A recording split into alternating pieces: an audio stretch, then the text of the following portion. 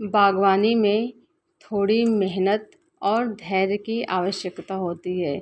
बदले में हमें अच्छे परिणाम के साथ साथ हमारे चेहरे पर एक बड़ी मुस्कान होती है और एक सुखद अनुभूति का एहसास भी होता है। अक्टूबर का महीना लगभग ख़त्म होने वाला है और शरद ऋतु का आगमन के साथ साथ सुबह शाम हल्की ठंडक का भी एहसास होने लगा है। इस समय में हम सर्दियों में खिलने वाले फूलों और सब्जियों के पौधे लगाने की तैयारियां कर रहे हैं। इसके साथ साथ हमारे पास जो सर्दियों के पुराने पौधे बचे हुए हैं उन्हें उनके साथ फिर से फूल लेने की तैयारियां भी करनी है। आज मैं अपने पुराने गुलदाउदी के पौधों की रिपॉटिंग कर रही हूँ। ये पौधा पिछले साल मेरे गार्डन में बहुत सारा फूल मुझे दिया था। इस बार पुनः इसे फूल लेने के लिए मैं इसे तैयार कर रही हूँ। गमले से पौधे को बाहर करके इसकी मिट्टी को निकाल करके मैं पौधों को अलग कर लूँगी और इस मिट्टी में फिर से वर्मी कंपोस्ट और गोबर की खाद को मिला करके मैं पौधे को फिर से लगा दूँगी। इस तरह से पौधे को अच्छी तरह से पोषक तत्व मिल जाएगा और पूरा पोषण प्राप्त करके पौधा फिर से हरा भरा हो जाएगा और ढेर सारी कलियां बनाएगा और फिर से ढेर सारा फूल देने लगेगा। अगर आपके पास भी पुराना गुलदाउदी का पौधा है तो आप इस समय इसे रिपोर्ट करें। रिपोर्ट नहीं करेंगे तो पौधे से आप अच्छे फूल शायद नहीं ले पाएंगे। गुलदाउदी के मेरे पास कई सारे पौधे हैं और सभी पौधे अलग अलग रंग के हैं और इन सभी पौधों को मैं कटिंग से ही लगाई हूँ। गुलदाउदी के पौधों को बीज और कटिंग दोनों से लगाना बहुत ही आसान है। पौधों की रिपोर्टिंग करना बेहद ज़रूरी है। रिपोर्टिंग करने के कई फ़ायदे होते हैं। इससे ये पता चलता है कि अगर पौधों की जड़ों में कोई बीमारियां या कोई फंगस लग गया है तो उसका उपचार भी किया जा सकता है। अगर पौधे में रूट बाउंडिंग हो गई है तो उससे भी हमें छुटकारा मिल जाएगा। पौधे में रूट बाउंडिंग हो जाती है तो पौधा ग्रोथ नहीं करता है। जड़ों में किसी प्रकार की अगर समस्या हो जाए तो हम कितना भी पेड़ पौधों को खाद देते रहते हैं लेकिन उसका परिणाम हमें बिल्कुल नहीं मिलता है और हम परेशान हो जाते हैं। गुलदाउदी के पौधे को रिपोर्टिंग करने का एक फ़ायदा ये भी है कि इससे ढेर सारे पौधे भी मिल जाते हैं। मेरे गमले में देख रहे हैं जितना मैं अभी मिट्टी में से पौधे को बाहर की हूँ तो छोटे छोटे कितने सारे पौधे इसकी जड़ों में से निकल गए हैं। इस पौधे से मैं ढेर सारे पौधे बना लूँगी और मेरी बालकनी पूरी गुलदाउदी के फूलों से भर जाएगी। अगर आपके पास भी गुलदाउदी का पुराना पौधा है तो उसे रिपोर्ट ज़रूर करें। अगर रिपोर्ट नहीं करेंगे तो आपको अच्छे फूल नहीं मिल पाएंगे। गुलदाउदी का फूल सर्दियों में खिलने वाले फूलों में से सबसे खूबसूरत फूल है। इसे आप अपने घर में ज़रूर लगाइए। ये बहुत ही आसानी से चलने वाला पौधा है। इसके फूलों में खुशबू तो नहीं होती है लेकिन सौंदर्य इतना कि अनायास ही अपनी ओर सबका ध्यान खींच लेता है। इस पौधे की बहुत अधिक देखभाल नहीं करनी होती है, ना ही इस पे बहुत अधिक बीमारियां आती हैं। कभी कभी इस पे मिलीबग का अटैक देखने को मिलता है तो महीने में एक बार आप किसी भी घरेलू पेस्टिसाइड का या फिर नीम ऑयल का स्प्रे करते रहिए, पौधा स्वस्थ रहेगा। एक बार आप 20 से 25 दिनों के अंतराल पर वर्मी कंपोस्ट या कोई भी लिक्विड फर्टिलाइज़र दीजिए और इसे ऐसी जगह पे रखिए जहां 5 से 6 घंटे की धूप मिल सके। जब पौधे को अच्छी तरह से धूप मिलता है तो पौधा स्वस्थ रहता है और ढेर सारे फूल भी देता है।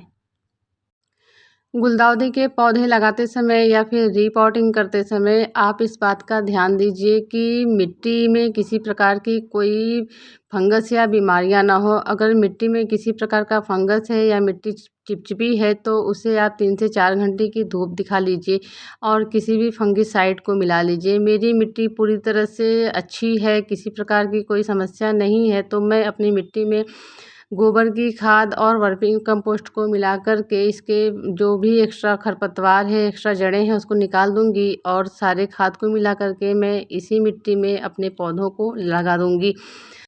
पौधे को लगाने के बाद मैं इसे ऐसी जगह रखूँगी जहाँ इसे बस बाहरी हवा मिलती रहे। 5 से 6 दिनों में पौधा पूरी तरह से सेट हो जाएगा तो मैं इसे धूप वाली जगह पे रखूँगी। पौधे को रिपोर्ट करके अगर तुरंत धूप में रखते हैं तो पौधा ख़राब हो जाएगा और हमारे हाथ से चला जाएगा और फिर हम निराश हो जाएंगे। इसके बाद पौधे को घना करने के लिए बीच बीच में हम इसकी पिंचिंग करते रहेंगे। पिंचिंग करने से पौधा घना होता है और उसमें ढेर सारी ब्रांचेज आती हैं और ढेर सारी कलियां बनती हैं तो फूल भी भर के आता है। जब इसमें फूल खिलता है तो हमारा पौधा एकदम गुलदस्ता की तरह लगता है और देखने में बेहद ही खूबसूरत लगता है। गुलाउदी का फूल अगर एक बार खिल जाता है तो ये महीनों तक ताज़ा रहता है। एक ही 2 दिन में मुरझाने वाला फूल नहीं है, इसलिए ये फूल मुझे और ज़्यादा पसंद है। पौधों की पिंचिंग करने के समय जो कटिंग निकलती है उसे हम बालू या मिट्टी में एलोवेरा जेल लगा करके लगा सकते हैं। इससे नए पौधे आसानी से तैयार हो जाते हैं। पौधों की कटिंग लगाकर आप दूसरों को पौधे गिफ्ट कीजिए और पर्यावरण के प्रति उनका रुझान बढ़ाइए। आप देख रहे हैं पौधों की रिपोर्टिंग करते समय जो भी टहनियाँ गलती से टूट गई थी या जो भी पौधा बच गया है, मैं सारे पौधों को किनारे किनारे लगा रही हूँ। ये सभी आसानी से मिट्टी में चल जाएंगे, बस मिट्टी में थोड़ी नमी बनाए रखना है और इसको ऐसी जगह रखना है जहाँ हल्की रोशनी मिलती रहे। अभी इसे तेज़ धूप में रखेंगे तो ये पौधा पूरी तरह से ख़राब हो जाएगा। इस बात का ध्यान देना ज़रूरी है और पानी का भी ध्यान रखना है। अगर हम ज़्यादा पानी दे देंगे तो उसकी जड़ें गल जाएंगी और पौधा मर जाएगा। इसलिए आप पानी देते समय पौधों में इस बात का भी ध्यान रखिए कि पानी इतना ही देना है जितनी ज़रूरत हो। पौधे कभी कम पानी से जल्दी नहीं मरते हैं, अधिक पानी से ही मर जाते हैं। ये गुलदाउदी का पौधा करीब मेरे पास 6 साल पुराना है और इस पौधे से मैं बहुत सारे पौधे बना चुकी हूँ और लोगों को गिफ्ट भी कर चुकी हूँ। इस पौधे से सर्दियों में मैं ढेर सारे फूल लेती हूँ और गर्मी के दिनों में ये ऐसे ही एज ए इंडोर प्लांट या सजावटी पौधों की तरह मेरे बालकनी में पड़ा रहता है। देखिए इसे कितनी सारी जड़ें बन गई हैं, जड़ों का पूरा जाल हो गया है। अगर मैं इसी रिपोर्टिंग ना करूँ तो शायद ये पौधे का कोई मतलब ही नहीं होता, इससे मैं फूल नहीं ले पाती। तो इसलिए पौधे की रिपोर्टिंग करना ज़रूरी होता है। मैं इसे निकालूंगी, इससे ढेर सारे पौधे भी मिल जाएंगे और पौधा भी स्वस्थ हो जाएगा और ढेर सारे फूल भी हमें देगा। गुलदाउदी का पौधा अगर आपके पास नहीं है तो आप किसी से कटिंग लेकर लगा लीजिए। अगर वो भी नहीं मिल रहा है तो आप नर्सरी से आसानी से ले सकते हैं। नर्सरी में इसकी बहुत अधिक कीमत नहीं होती है, करीब 25 से 30 रुपए में ये पौधा आसानी से मिल जाता है। पौधे की रिपोर्टिंग करते समय आप इस बात का ध्यान दीजिए कि पौधे में की जड़ों में किसी प्रकार की बीमारियां या कोई फंगस तो नहीं लगा है। अगर फंगस लगा है या कोई बीमारियां हैं तो उसकी जगह से आप पौधे को काट कर हटा दीजिए और जड़ों को किसी फंगिसाइड में थोड़ी देर के लिए डुबा करके रख दीजिए। चुटकी भर फंगिसाइड को पानी में घोलिए और उसमें जड़ों को 15 से 20 मिनट के लिए छोड़ दीजिए। इससे भी फ़ायदा हो जाता है, जड़ों की बीमारियां थोड़ी दूर हो जाती हैं। और मिट्टी में कोई भी फंगिसाइड ज़रूर मिला लीजिए।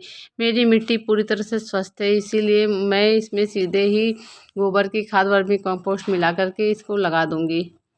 गमले में कोई भी पौधा लगाते समय इस बात का ध्यान रखना है कि उसमें होल होना ज़रूरी है। अगर होल नहीं रहेगा तो हम पौधों को पानी देंगे और वो पानी एक्स्ट्रा पानी बाहर नहीं निकल पाएगा, जिससे हमारे पौधों की जड़ें सड़ने लगेंगी और पौधों में एयरेशन भी नहीं होता है। गमले में छेद करके उसमें कोई भी कंकड़ का टुकड़ा या फिर दिए को उल्टा करके रख दीजिए। उसके बाद आप मिट्टी भरिए, उसके बाद पौधे लगाइए। अगर इस बात का ध्यान नहीं रखेंगे तो पौधा सफल नहीं हो पाएगा। पुराने पौधे की इस तरह से इसकी जड़ों की प्रूनिंग कर लीजिए, उसके बाद ही पौधा लगाइए ताकि इसमें नई नई जड़ें बने और पौधा फिर से अच्छी ग्रोथ कर सके। पौधा जितना अच्छा ग्रोथ करेगा उतना ही अच्छा फूल देगा और बड़े साइज में फूल देगा। अगर आपके पास कहीं से कटिंग नहीं मिल रही है या फिर कोई पुराना पौधा आपके पास नहीं है तो आप नर्सरी जाकर इसको ले आते हैं तो 25 से 30 रुपए में ये आसानी से आपको मिल जाएगा। ये पौधा अगर एक बार आपके गार्डन में आ गया तो ये जाने से रहा। अगर आप इसकी थोड़ी सी देखभाल करेंगे तो ये पौधा आपके पास हमेशा बना रहेगा और एक पौधे से आप सैकड़ों पौधे बना लेंगे। मेरे पास जितने भी गुलदाउदी के पौधे हैं मैं सभी को कटिंग से लगाई हूँ। मैं कटिंग से लगाने के बाद न जाने कितनी कटिंग मैं लोगों को गिफ्ट कर दी। इस पौधे को इतना आसान है लगाना कि कोई भी नया गार्डनर है जो नई नई बागवानी की शुरुआत किए हैं वो भी इस पौधे को आसानी से लगा सकते हैं। और फूल तो ऐसे आते हैं जैसे बता नहीं सकते फूल कितने खूबसूरत हैं। ये देखिए, ये एक पुरानी कटिंग थी जब मैं पौधों की पिंचिंग कर रही थी तो कटिंग को मैं बालू में लगा दी थी और आसानी से इसमें जड़ें निकल गई थी। इसे मैं अपने हैंगिंग बास्केट में लगाऊंगी। छोटे से छोटे पॉट में भी ये फूल खिलने के समय में अच्छा फूल देने लगता है और कहीं भी इसे लगा दीजिए, कम से कम जगह में भी ये ज़्यादा फूल देता है और देखने में बेहद खूबसूरत लगता है।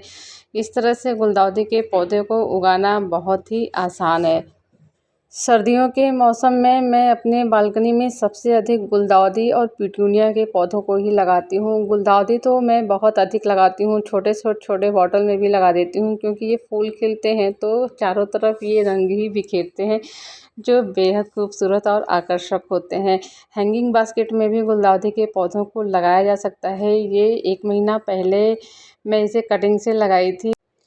इसे कटिंग से लगाने के पुराने वीडियो भी मेरे चैनल पर आपको मिल जाएगा। ये सारी कटिंग देखिए कितनी आसानी से सफल हो गई है।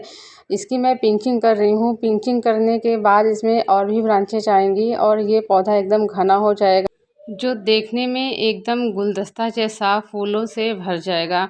आते जाते रास्ते में जिसकी भी नज़र बालकनी पे पड़ती है सबका ध्यान अनायास ही आकर्षित कर लेती है और चेहरे पर एक हल्की मुस्कान दे जाती है। ये सारे फूल खिले हुए जो आप देख रहे हैं ये पिछले साल मेरे बालकनी में खिले हुए थे। वीडियो अच्छा लगे तो लाइक शेयर ज़रूर